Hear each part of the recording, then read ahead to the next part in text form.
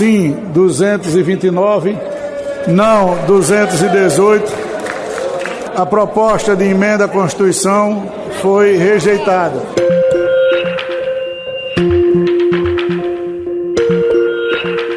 A Câmara dos Deputados enterrou de vez a tentativa do presidente Jair Bolsonaro e de seus aliados de implantar o chamado voto impresso nas eleições brasileiras. Após ser rejeitado em uma comissão especial, o parecer do deputado bolsonarista Felipe Barros, a favor do tema, foi colocado em votação no plenário da Casa nesta terça-feira. A democracia do plenário desta Casa deu uma resposta a esse assunto. E na Câmara eu espero que esse assunto esteja definitivamente enterrado. A defesa dessa proposta tem feito o presidente Jair Bolsonaro lançar reiteradas ameaças golpistas ao dizer que não haverá eleições em 2022 se não houver mudança no sistema eleitoral. Eleições no ano que vem serão limpas. Amém. Ou fazemos eleições limpas no Brasil ou não temos eleições.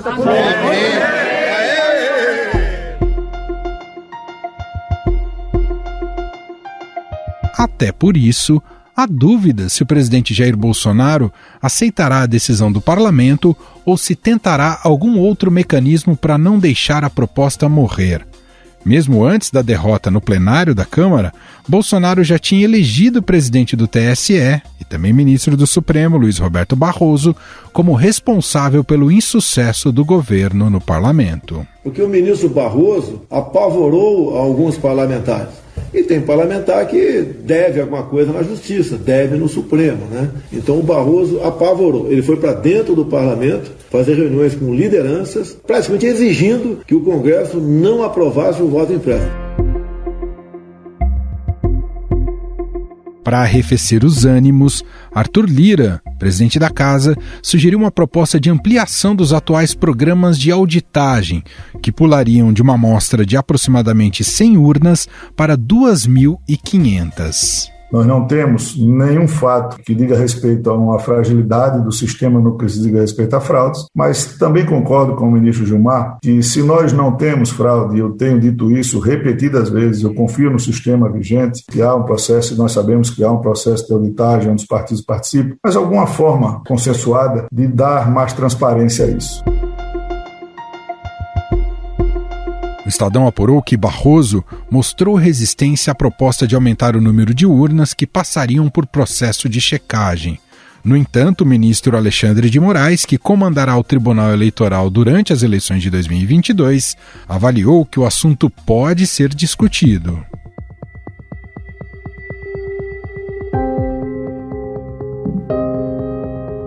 Em paralelo, o Tribunal Superior Eleitoral apresentou ao Supremo Tribunal Federal uma notícia-crime contra o presidente Jair Bolsonaro pelo vazamento do inquérito sigiloso da Polícia Federal que apura um ataque ao sistema interno da Corte ocorrido em 2018. O inquérito, divulgado por Bolsonaro nas redes sociais, foi aberto pela Polícia Federal 10 dias após o segundo turno das eleições de 2018, para apurar uma denúncia de invasão do sistema interno do TSE. O TSE apresentou, nesta segunda-feira, ao Supremo Tribunal Federal uma notícia-crime de uma suposta divulgação de dados sigilosos por parte do presidente Jair Bolsonaro. O pedido de investigação vai ser analisado no inquérito das fake news, que apura a disseminação de conteúdo falso na internet e ataques a ministros do Supremo. A investigação foi solicitada pelo próprio tribunal. Desde então, nunca foram encontrados indícios de que o ataque tenha afetado o resultado das eleições daquele ano. O documento, assinado por 7 integrantes do Tribunal Eleitoral, diz que as informações divulgadas deveriam ser de acesso restrito e podem prejudicar a realização e apuração das eleições. Para analisar mais essa importante derrota de Bolsonaro na Câmara e o fim da discussão do voto impresso, ou a possibilidade desse fim, nós convidamos a colunista do Estadão e da Rádio Eldorado, Eliane Cantanhede.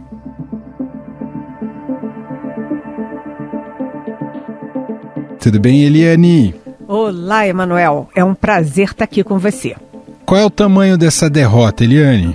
Ótima pergunta, Emanuel, porque é uma derrota muito expressiva para o presidente Jair Bolsonaro, porque ele perdeu, efetivamente perdeu, e segundo o presidente da Câmara, Arthur Lira, que é aliado dele, esta proposta, pelo menos na Câmara, está definitivamente enterrada e não se fala mais nesse assunto. Então foi uma derrota, e foi uma derrota no dia em que o presidente sofreu uma outra derrota, esta no Senado, onde foi derrubada a Lei de Segurança Nacional, que foi, enfim, um dos principais instrumentos da ditadura militar. Agora, foi uma derrota, evidentemente, o presidente perdeu, mas atenção aos números, porque, na verdade, a proposta de criar aí o voto impresso para auditar a urna eletrônica teve mais voto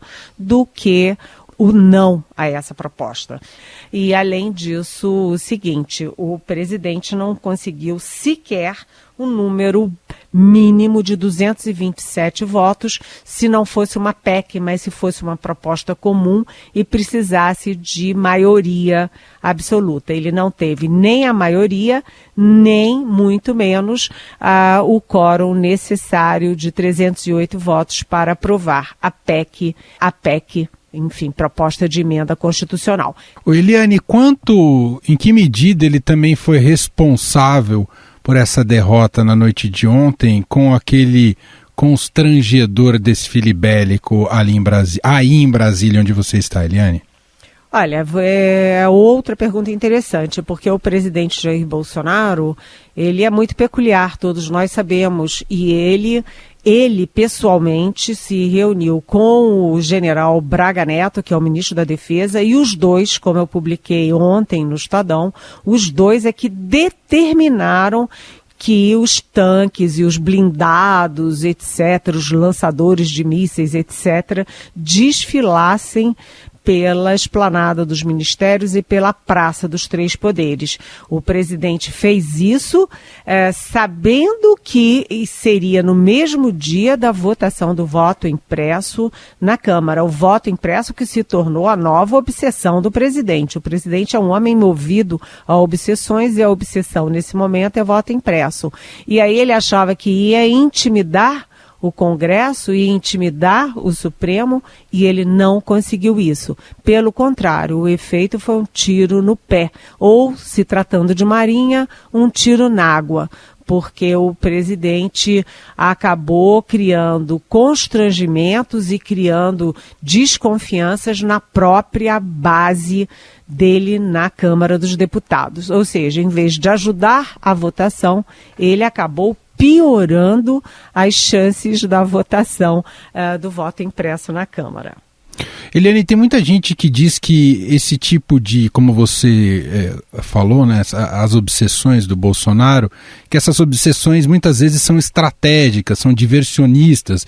Então, a pauta do voto impresso seria um pouco para jogar uma espécie de cortina de fumaça na discussão mais séria, como a questão da corrupção na compra das vacinas ou a falta de uma gestão um pouco mais eficiente ali no Ministério da Saúde. Você acha que isso faz sentido? Tem alguma estratégia real em relação a isso? Eu acho que são as duas coisas, Emanuel. O presidente, ele tem essas obsessões, né, que nós estamos falando. Por exemplo, ele já começou o governo botando o pé no acelerador para flexibilizar porte e posse de armas, que é uma velha obsessão dele e da família inteira, né? Então ele já mandou um monte de projetos para o Congresso para flexibilizar as armas e as munições, aí o Congresso não permitiu, ele interveio no Exército, derrubou as propostas do Exército para fiscalizar melhor as armas nas mãos dos civis, enfim. E aí ele resolveu tudo como? Com projetos infralegais, ou seja, que não precisam de aprovação do Congresso Nacional. E naquele momento não era estratégia, era a convicção dele. Depois, o presidente teve todo esse processo de obsessão contra a vacina, contra a máscara, contra o isolamento social. Depois ele tem essas obsessões uma atrás da outra, e a obsessão dele nesse momento é a urna, mas é uma coisa que ele sempre ficou, vamos dizer, encucado com isso, numa expressão bem popular, porque ele sempre insiste em que ele ganhou em primeiro turno em 2018, que teve fraude e que, portanto, por isso é que ele só venceu mesmo no segundo turno. Isso é muito, vamos dizer, maluco, né? Muito maluco, porque é uma pessoa que ganhou a eleição e diz que a própria eleição que lhe deu a vitória foi fraudada. É único no mundo, né? Não se tem precedente de alguém que diz que a própria eleição foi fraudada. Mas, além dessa convicção do presidente, há uma estratégia sim. Você vê, Manuel, que quando teve o recesso parlamentar e a CPI da Covid do Senado Federal ficou 2 semanas sem depoimentos, sem reuniões e tal, o presidente fez reforma ministerial, botou o centrão no coração, na alma do governo e voltou com essa história muito forte. Então ele ocupa os espaços e aí eu digo até indevidamente, porque o país tem prioridades. O país tem a prioridade do desemprego, das 565 mil mortes por Covid, por gente passando fome, pela inflação que está voltando, pela variante Delta que está vindo aí, e o presidente só fala em urna eletrônica e com isso ele criou uma crise institucional, uma crise contra o Supremo, ou seja, ele é um criador de crises. Ele de um lado tem obsessões, de outro ele tem a estratégia diversionista e de outro ele convive com isso, ele acorda pensando qual a crise que eu vou criar hoje. E a crise que ele criou foi uma crise institucional e o pior, com muitos seguidores acreditando nas balelas do presidente contra a urna eletrônica. Ele não mostrou uma única prova de que a urna eletrônica é vulnerável. Te fazer uma última pergunta, Eliane, que nesse processo, né, na defesa dele pelo voto impresso, ele estressou muito os poderes, estressou a estabilidade democrática no país, deu muitas declarações de teor golpista e claro que você pode acreditar que isso não passa de bravata, mas enfim, é um presidente da República, a gente nunca sabe que tipo de plano está ali na cabeça dele real para tentar implantar algum projeto autoritário no país. Eu queria te saber de você, existe, passado agora essa votação na Câmara, a gente tem que se sentir com a democracia um pouco mais estabelecida e sólida, capaz de frear Bolsonaro, ou há riscos daqui até as eleições de 22, como ele tem ameaçado, Eliane? Olha, as pessoas com quem eu converso, inclusive da área militar, temem que o presidente Bolsonaro não faça apenas bravatas, que ele tenha algum plano, sim, de tomar atitudes que, como ele mesmo já ameaçou, sejam fora das 4 linhas da Constituição. Vamos dizer que um presidente da República que diz que pretende tomar atitudes fora das 4 linhas da Constituição, ele está ameaçando rasgar a Constituição para impor a vontade dele. Isto tem nome, é um projeto de autoritarismo, né? Ou, para quem prefere, é um projeto golpista, é um golpe. Mas aí as pessoas dizem, mas o Supremo resiste, o Congresso resiste, as lideranças empresariais, financeiras, intelectuais, as entidades, né, SBPC, CNBB, OAB, ABI, resistem, a mídia resiste, todos esses instrumentos da democracia estão muito vivos e vibrantes, mas o presidente Bolsonaro, ele manipula muito bem as Forças Armadas, tanto que as Forças Armadas se prestam ao papel de botar tanque blindado na rua, na esplanada dos ministérios, na Praça dos Três Poderes, é de uma indignidade incrível, né? E de um ridículo também incrível, porque a imprensa inteira do mundo criticou o Brasil e ridicularizou, inclusive, o Brasil como republiqueta de bananas. Mas, além de ter as Forças Armadas, ele tem forte base com as polícias militares, ele tem alianças, e isso eu não estou falando por falar, mas são por fatos concretos, ele tem alianças com as milícias do Rio de Janeiro. Enfim, eu não ficaria tranquila para dizer, não, gente, nunca vai ter golpe. Muito menos ficaria tranquila para dizer, olha, pode ter golpe sim. Eu acho que o presidente da República ameaçar com esse tipo de coisa já é, de certa forma, um tensionamento democrático, um tensionamento político desnecessário para o país, que inclusive, como dizem todos os economistas de todas as tendências, é prejudicial à própria retomada da economia, Emanuel. Muito bem, essa é Eliane Cantanhede, colunista do Estadão, da Rádio Eldorado, gentilmente atendendo aqui a nossa reportagem, altas horas da noite desta terça-feira, o dia que estamos gravando aqui após a votação ali na Câmara dos Deputados que impôs essa derrota ao presidente Jair Bolsonaro sobre o voto impresso. Então quero te agradecer redobradamente por participar aqui hoje com a gente, viu, Eliane? Olha, muito obrigada, é sempre um grande prazer.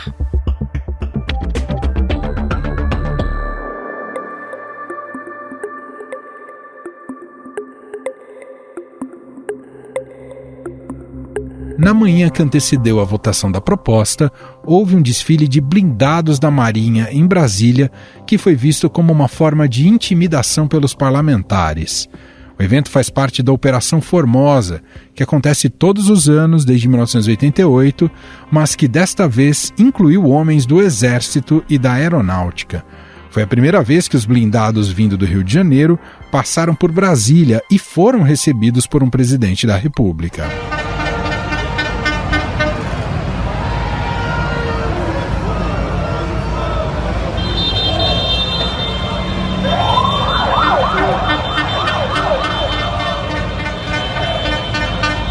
O Estadão apurou que, em 2 oportunidades, Bolsonaro sugeriu aos ex-comandantes a exibição de força na esplanada. Em uma delas, pediu que tanques fossem estacionados em frente ao Supremo Tribunal Federal. Em outra, que o gripém da Aeronáutica desse um rasante próximo à corte para estilhaçar vidros do prédio. Em ambas oportunidades, a ideia caiu no vazio. O presidente da Câmara, Arthur Lira, classificou o episódio como coincidência trágica. O deputado Arthur Lira, presidente da Câmara, criticou a realização do evento e disse não acreditar que a ida dos militares a Brasília tenha qualquer relação com a votação da PEC do voto impresso. Ele caracterizou o evento como uma trágica coincidência. Durante a CPI da Covid, o presidente da comissão, o senador Omar Aziz, fez duras críticas ao ato que chamou de golpista. O presidente cria uma encenação, uma coreografia para mostrar que tem o controle das Forças Armadas e pode fazer o que quiser com o país. Não é um teatro sem consequências, mas um ataque frontal à democracia que precisa ser repudiado. O papel das Forças Armadas é defender a democracia e não ameaçá-la. Mas Bolsonaro não liga para nenhum desses limites. Como fica claro nessa cena patética de hoje, que mostra apenas uma ameaça de um fraco que sabe que perdeu. Não haverá voto impresso. Não haverá nenhum tipo de golpe contra a nossa democracia. A democracia tem instrumentos para defender a própria democracia contra roubos golpistas. Em 15 segundos, o repórter especial do Estadão, Roberto Godoy, vai estar aqui com a gente. Ele acompanha de perto tudo o que ocorre nas Forças Armadas e vai explicar para a gente o que é esse exercício e por que ele ocorreu na esplanada dos ministérios. Estadão Notícias. Durante fórum realizado pelo Estadão e pela CNI, autoridades discutiram a importância da reforma administrativa. Acompanhe o podcast na próxima edição do Estadão Notícias. Oferecimento: Senai, SESI e CNI.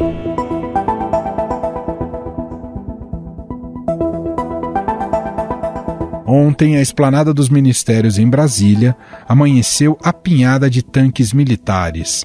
Uma imagem um tanto anacrônica, que remete aos anos 70 no Brasil, quando o país era governado por uma ditadura. A manobra arquitetada por Bolsonaro só ampliou seu isolamento? O quanto compromete ainda mais a credibilidade das Forças Armadas? Para analisar este assunto, nós convidamos para uma conversa o repórter especial do Estadão, Roberto Godoy. Tudo bem, Godoy? Seja muito bem-vindo. Tudo bem, Manuel. Obrigado. É um prazer enorme sempre estar aqui com a gente, com vocês, né? Bom, Godoy, as Forças Armadas têm dito aí que isso não passa de algo tradicional, normal, mas não caiu muito bem assim. Queria um pouco a sua avaliação, se é 8 ou 80, onde a gente fica nessa história, Godoy? Na prática, o que acontece é o seguinte, o que aconteceu bem objetivamente.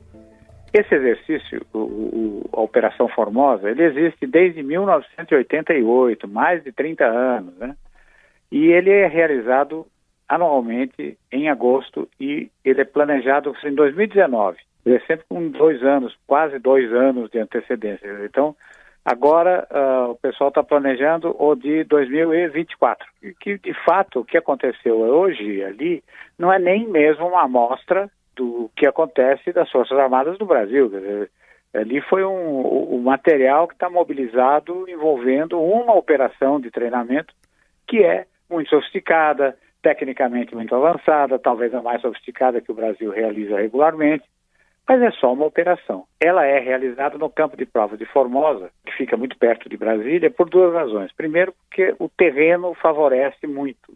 Segundo, porque ao lado do campo de instrução existe o Forte Santa Bárbara, que é uma unidade construída, ainda em construção, na verdade, ela já está operacional e tal, ainda em construção, onde ficam os lançadores de foguetes e mísseis de longo alcance do Exército Brasileiro.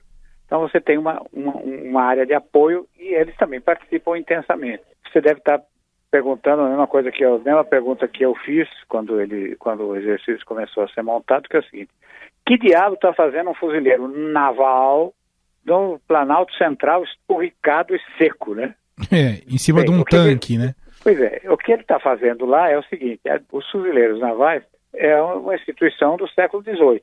Eles eram, então, uma espécie de infantaria da Marinha, né? E vem evoluindo ao longo do tempo.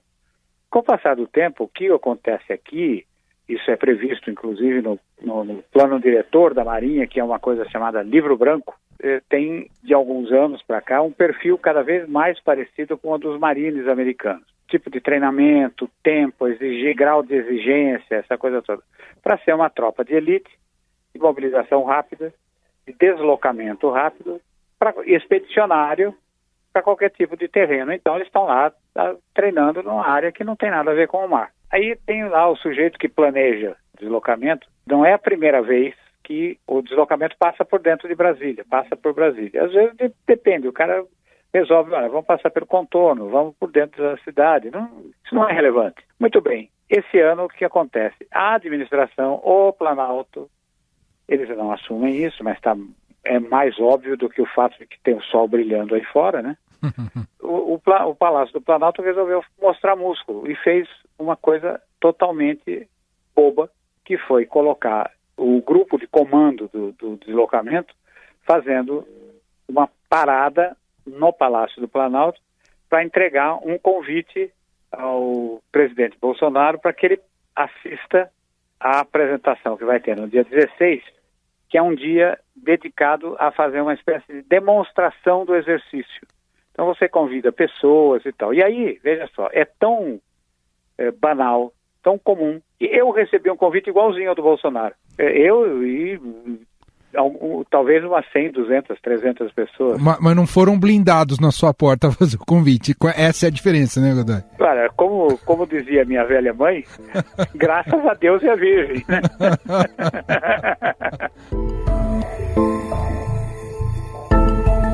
O que você está me dizendo, Godoy, não fosse o Bolsonaro, não haveria esse desfile para entregar um convite ali na porta do Palácio do Planalto. É o primeiro presidente. Não, é o primeiro presidente a ter esse tipo de atitude. Eu não me lembro, na verdade, aliás, me lembro de alguns presidentes que foram assistir ao exercício para prestigiar o exercício, mas era uma coisa da agenda rotineira. E o que chamou mais atenção foi no momento que passaram alguns veículos alguns blindados, alguns tanques, esses sim, tanques dos fuzileiros, são tanques próprios para deslocamento naqueles navios de transporte de tropas, esse negócio todo, e eles jogam a fumaça para cima. Então a sensação que você tem e óbvio, seria irônico você imaginar um tanque, um carro de combate, com aquele baita canhão, aquele negócio todo com um catalisador para não poluir o ambiente, né? Além do próprio Bolsonaro, que a gente sabe que está apinhado ali de militares no seu governo, nos mais diversos escalões, tem muito do dedo do Walter Braga Neto nessa história, não é, Godoy? Veja, essa operação é a Operação Walter Braga. É o braço Walter Braga da Operação Formosa, por assim dizer. Você não tem a menor dúvida disso. E a entrega do convite ao presidente, a presença dos blindados na porta do Palácio do Planalto, era uma coisa prevista anteriormente. Por que isso não foi divulgado? Uhum. Veja, então não dá nem para usar o argumento daquela coisa, não, por questões de segurança. Ele está no Planalto, ele está no Palácio, está no lugar onde ele é mais bem protegido. O meu receio é que ela extrapole os limites da manobra. Porque, veja, existem limites para a manobra. Eu vi outro dia uma bobagem aí, um deputado dizendo que dentro da política você não tem limite para manobrar. Tem sim, senhor. Uhum. Sabe? Tem limite para manobra, sim. E se você passar dele, meu amigo, aí é um abismo. Como se dizia na época da ditadura, nas coberturas de visitas presidenciais ou de atos públicos nas quais o presidente passava, a imprensa, os jornalistas eram colocados dentro de um quadrado, quase sempre pintado no chão, né? E aí vinha um delicadíssimo, gentil e agradável oficial e olhava para a gente e dizia o seguinte: dessa faixa para frente é um abismo. Nossa! que gentileza! Que fique apenas como piada, né? Que fique apenas como piada. Bom, gente, esse é Roberto Godoy, repórter especial, especialista em segurança, mais uma vez participando aqui do nosso podcast. Obrigado, Godoy, um abraço. Obrigado, grande abraço. Tchau, tchau.